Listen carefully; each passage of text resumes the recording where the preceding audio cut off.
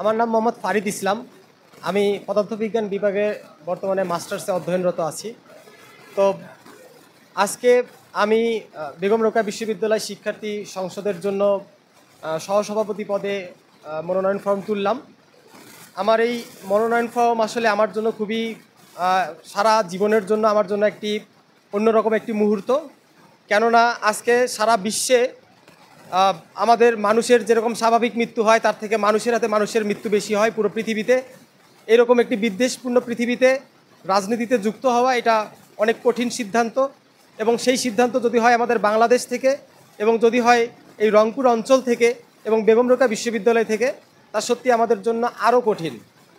তো ওই কঠিনত্বকে ভেঙে আপনারা জানেন বেগম রোকেয়া বিশ্ববিদ্যালয় আমাদের যে জুলাই অভ্যুত্থান হয়েছে, এই জুলাই অভ্যুত্থানে বেগম রোকেয়া বিশ্ববিদ্যালয় একটি অবিস্মরণীয় ভূমিকা পালন করেছেন, এবং আমাদের সেই অবিস্মরণীয় ভূমিকার নায়ক শহীদ আবু সাঈদকে আমি স্মরণ করছি।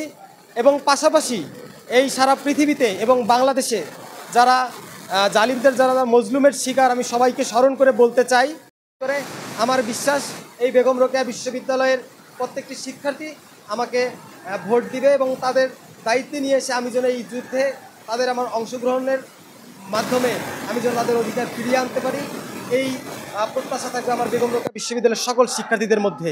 ধন্যবাদ। আমাদের প্যানেল এখন পর্যন্ত আমরা একেবারেই স্বতন্ত্র। এই যে বাংলাদেশের রাজনীতি করতে গেলে যে গতানুগতিক একটা রাজনীতির দলে থাকতে হবে, এই ইস্টাবলিশমেন্টের বিরুদ্ধে আমাদের রাজনীতি। সুতরাং আমি এখন বলতে চাই যে আমরা একেবারেই স্বতন্ত্রের জায়গা থেকে আছি, এবং আমাদের এই প্যানেলে কারা কারা থাকছেন সেটা আপনারা আগামীতে আরও দেখতে পারবেন। এই সময় আছে, আমাদের ইশতেহার আসার সময় আছে। আমরা খুবই সুচিন্তিত এবং সুপরিকল্পিতভাবে এই বিশ্ববিদ্যালয়ের জন্য, এই দেশের জন্য এবং এই জাতির জন্য কি করতে চাই আমরা তা পরিষ্কার করব। ধন্যবাদ।